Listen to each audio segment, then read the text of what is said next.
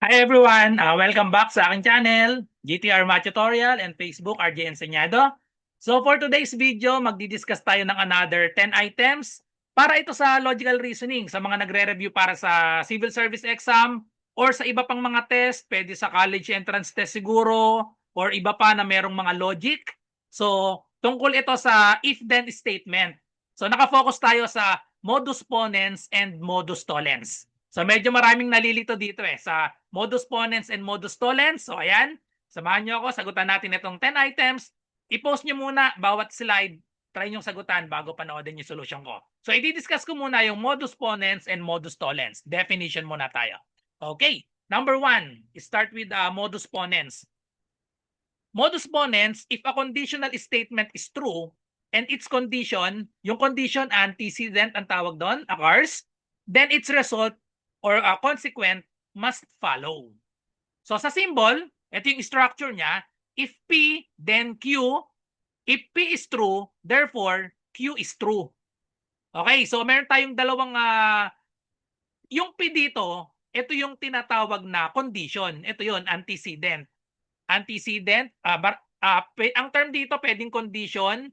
Tapos, ito yung condition, yung P or antecedent. Yung iba, pwede rin tawagin niya na hypothesis.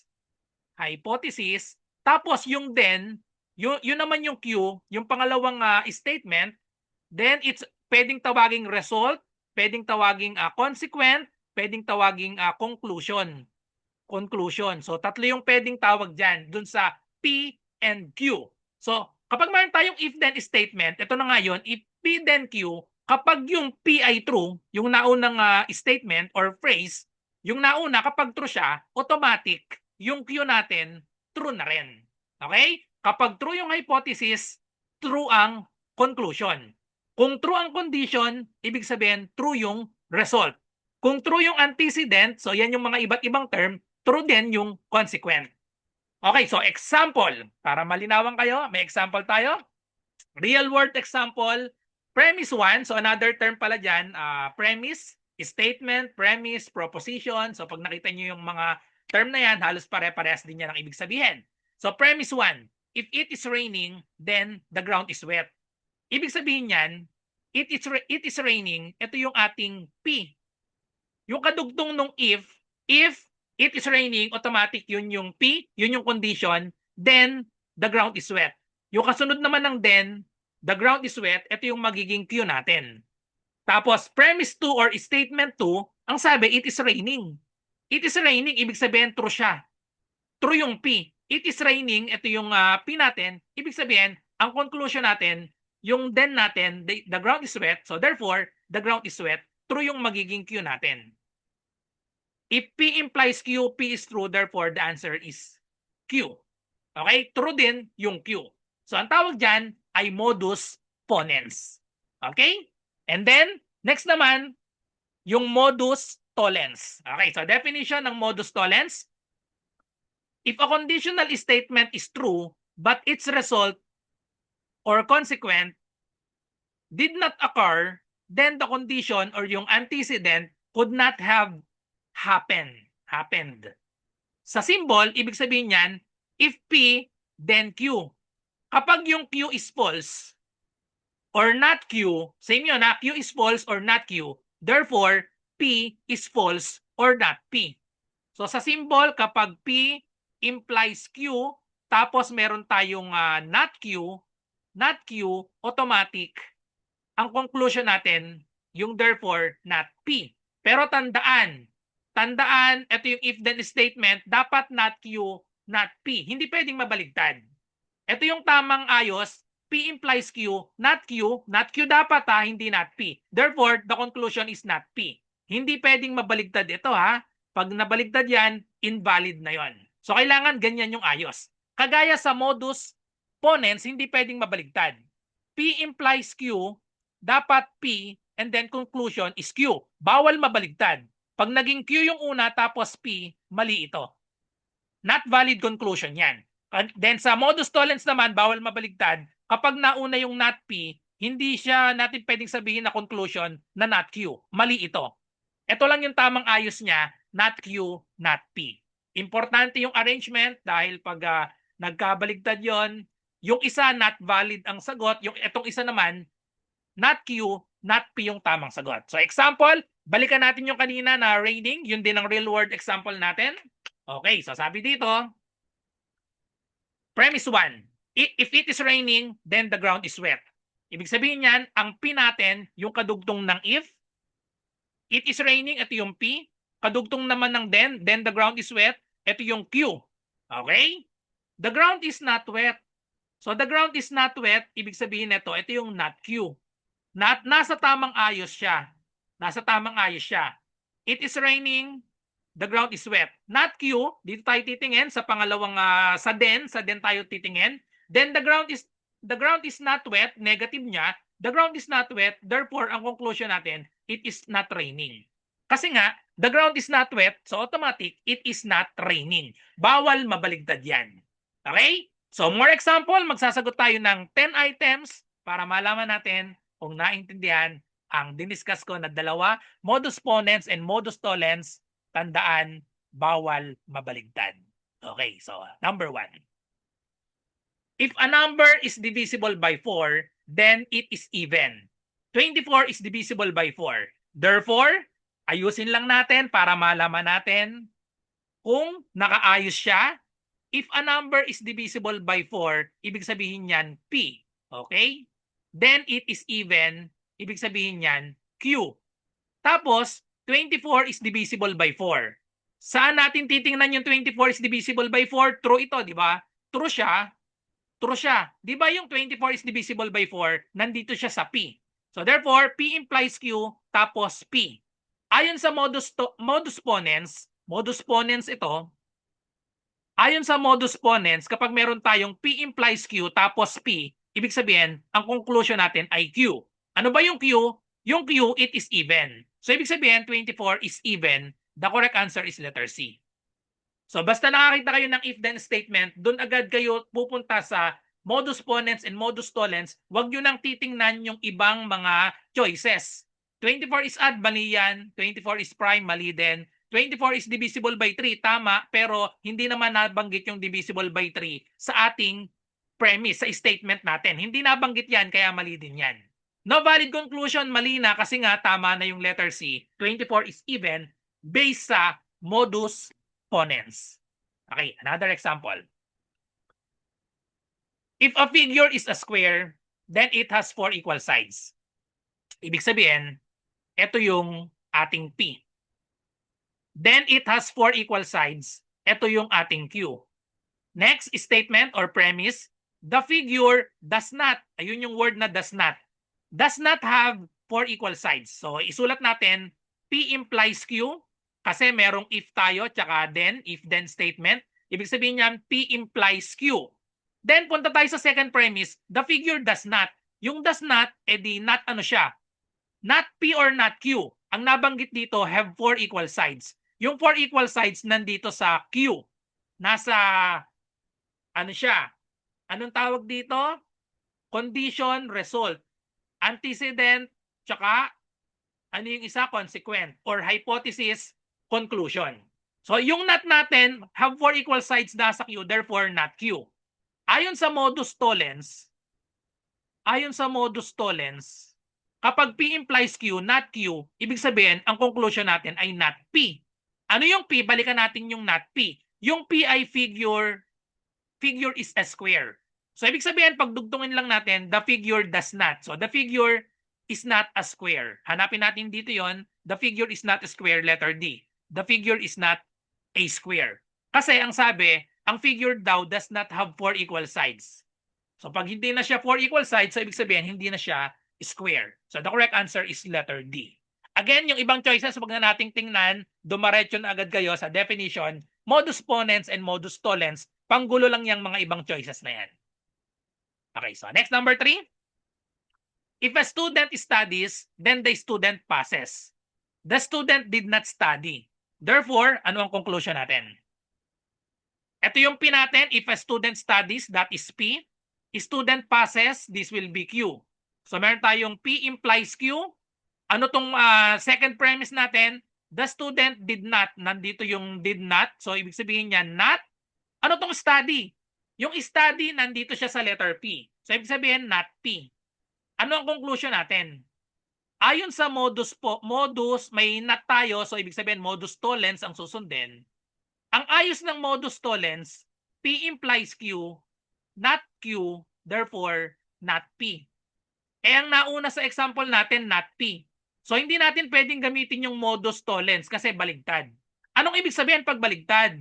Pag nauna yung not P kaysa dito sa not Q, hindi natin masasabing not Q kasi baligtad. Mali ito. So, ibig sabihin, ang sagot dito automatic ay no valid conclusion na agad. Kasi walang ganitong condition. Modus ponens, dapat P implies Q, not Q, conclusion natin not P. Pag nauna yung not P, automatic ito ay no valid conclusion. Bakit? Explain natin. Kasi ang sabi, if a student studies, then the student passes. The student did not study. Hindi nag-study si student, pero hindi naman automatic na kapag hindi siya nag-study ay babagsak na siya. Pwedeng hindi, yung student pwedeng nag-aral, hindi nag-aral pero hindi nag-review, pero papasa pa din. 'Di ba? So hindi automatic na kapag hindi nag-study ay bagsak. Dapat kapag pumasa, automatic nag-study kapag pumasa. Pero hindi pwedeng pabaligtad. Pag sinunod natin yung statement. Okay? So ibig sabihin, mali yung letter A, student failed, kasi hindi pa natin alam yon. The student cheated, wala tayong alam dyan. Student passed, the student was absent. So, hindi natin alam yon. So, babasihan lang natin yung modus tollens and modus ponens. Again, yung mga ibang choices dyan, mga panggulo lang, pumunta lang kayo sa definition ng modus ponens and modus tollens para masagutan ang ganitong mga problem. So, next, number 4. If a person is a doctor, then the person finish medical school. The person finish medical school. Ayun. So, anong ibig sabihin na to? If a person is a doctor, ito yung P, then the person finish medical school. Q. Okay. The person finish medical school. Parang baligtad ito, ano? P implies Q. Okay? P implies Q. So, anong ibig sabihin na to? P implies Q, and then sabi sa statement to natin, the person finish medical school. Nauna yung Q. Nauna yung Q, ano ang conclusion natin? Symbol nga pala ng therefore, ganito tatlong parang triangle na dot lang. P implies Q, therefore P, baligtad, ano? Baligtad. Ayon sa modus ponens, ang ayos ng modus ponens, ganito yung ayos ng modus ponens. Modus ponens, P implies Q, dapat mauuna yung P para makonclude natin, therefore Q. Baligtad. Ito, the person finish medical school. So, hindi naman automatic na hindi pwedeng mabaligtad. So, therefore, P ay mali kasi baligtad. Ayon sa modus ponens, dapat mauuna yung P. Mauuna dapat yung P bago yung conclusion natin na therefore Q. Pag nabaligtad, ay automatic no valid conclusion na yon. Hindi natin masasabing the person is a doctor. Kasi the person finish medical school. O, malay ba natin kung hindi naman nag-doktor yon? 'Di ba? Maraming ganon. Natapos niya yung isang course niya tapos hindi naman niya, iba naman yung naging trabaho niya. So, pwede rin ganon. The person finish medical school, hindi naman automatic na magiging doctor na agad siya. The person is a nurse, hindi natin alam lalo. Hindi natin alam kung surgeon. The person works in hospital, hindi rin natin alam. Basta, hindi tayo sure na automatic naging doktor yung nagtapos ng medical school. Malay natin, baka naging businessman yon, di ba? So therefore, hindi siya naaayon sa modus ponens na structure. Kaya, mali siya. Hindi natin masasabing doktor na agad siya dahil baligtad. Okay. Number 5. If an animal is a whale, then it is a mammal. Blue is a whale. Oh, blue is a whale. So, if an animal is a whale, ito yung P. Then it is a mammal. Ito yung Q. Blue is a whale. Oh, wala na, positive to, no? So, ibig sabihin, tingnan natin kung naaayon siya sa modus ponens. Tandaan nyo lang yung pagkakasunod-sunod. Modus ponens, P implies Q.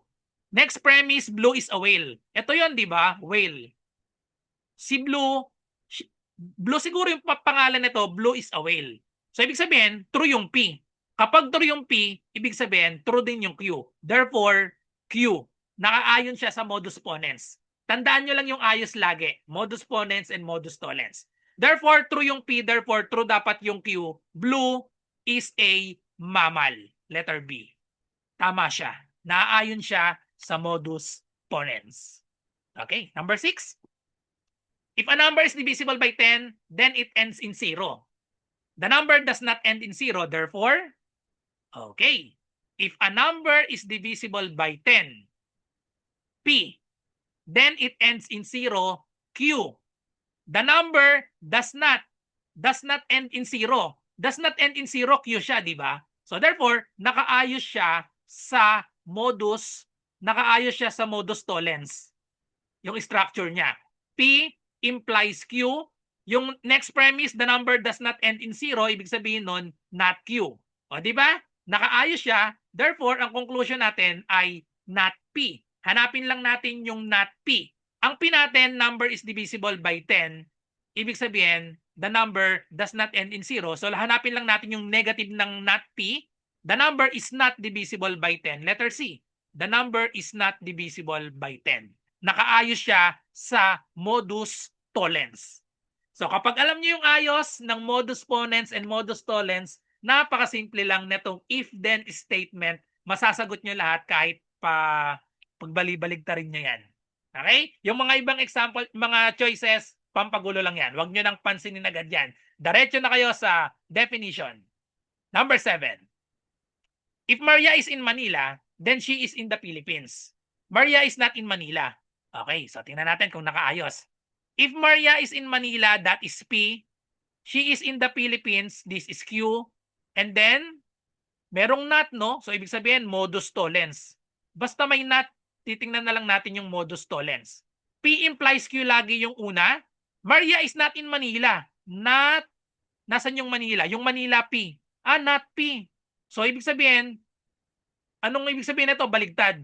Pag modus tollens, kailangan P implies Q, dapat mauuna yung not Q para ang conclusion natin ay not P. Ito ay baligtad. Automatic kapag baligtad, no valid conclusion na agad yan. Hindi kasi natin masasabing si Maria ay nasa not in the Philippines. Maria is not in Manila, hindi natin masasabing Maria is not in the Philippines. Baka nasa ibang bansa siya. Hindi natin alam kung saan siya. Maria is outside the Philippines. Hindi natin alam yan. Maria is in Cebu. Hindi natin alam. Maria is in abroad. Maria is at home. So no valid conclusion. Hindi natin alam. Basta alam natin, Maria is not in Manila. Walang valid conclusion. Okay? Number 8. If an angle measures 90 degrees, then it is a right angle. Angle A measures 90 degrees. Okay. Angle A, if an angle measures 90 degrees, that is the P. It is a right angle, this is the Q. So P implies Q, and then angle A measures 90. Hanapin natin nasaan yung measures 90. Nasa P ba siya or nasa Q? Nandito siya sa P. Ibig sabihin, true yung P. Okay, nakaayos. Nakaayos siya ng modus ponens. Kapag nakaayos ng modus ponens, P implies Q, P, therefore the conclusion is Q. True daw dapat yung Q. Then, idugtong lang natin dito, angle A is a right angle. Hanapin natin, letter C, angle A is a right angle. Dahil sa modus ponens. Number 9. If today is Sunday, then tomorrow is Monday. Tomorrow is not Monday, therefore, okay. If today is Sunday, this will be the P. Tomorrow is Monday, this will be the Q. So tingnan natin kung nakaayos siya. Meron not, ibig sabihin, ang titingnan lang natin ay yung modus tollens. Modus tollens. Tomorrow is not Monday. Hanapin natin saan nakalagay yung Monday. Not Monday, nasa Q. Okay, nakaayos siya. Nakaayos siya, P implies Q, not Q. Therefore, tama yung conclusion natin na magiging not P. Ayon sa modus tollens. So the conclusion not P, tomorrow is not Sunday. Tomorrow is not Sunday. Nasaan yung tomorrow is not Sunday? Ayun, letter Today pala, today. Tomorrow is not Monday, therefore today is not Sunday. Ayun, letter C. Yung tomorrow nga pala nandito sa Monday, yung P natin, today is Sunday. So today is not Sunday. Kasi nga, tomorrow is not Monday base sa modus tollens. Last number 10. If a shape is a rectangle, then it has 4 sides. The shape has 4 sides, therefore, if a shape is a rectangle, P, it has 4 sides, Q. Okay, ayusin natin. P implies Q. The shape has 4 sides. Nasaan yung 4 sides? Yung 4 sides ay nabanggit dito sa nasa Q. Baligtad. Baligtad. Dahil baligtad, hindi natin masasabing therefore P. Dapat ang modus ponens, nakaganito ang ayos ng modus ponens. P implies Q, P therefore Q. Pag baligtad, hindi pwede, mali ito. Automatic, no valid conclusion kapag nabaligtad. Alamin nyo lang palagi yung ayos ng modus ponens and modus tollens. Ang sabi, the shape has 4 sides. Hindi siya automatic na rectangle. Kasi merong 4 sides tayo na parallelogram, merong paganyan, meron tayong trapezoid, meron tayong square, may rectangle, may quadrilateral lang. Quadrilateral lang, ayan, paganyan. So the shape is a square, hindi natin alam. The shape is a parallelogram, hindi tayo sure. The shape is a kite, hindi tayo sure. So therefore, no valid conclusion. Ang alam lang natin ay it has 4 sides. Hindi tayo sure kung rectangle siya. Therefore, base sa modus ponens ay no valid conclusion dapat. So that's all. Thank you for watching. I hope may natutunan kayo dito sa video natin. Nakabisado nyo sana kung paano ang modus ponens and modus tollens para mabilis kayong makapagsagot ng if-then statement. So good luck sa lahat na nagre-review. Bye-bye and God bless.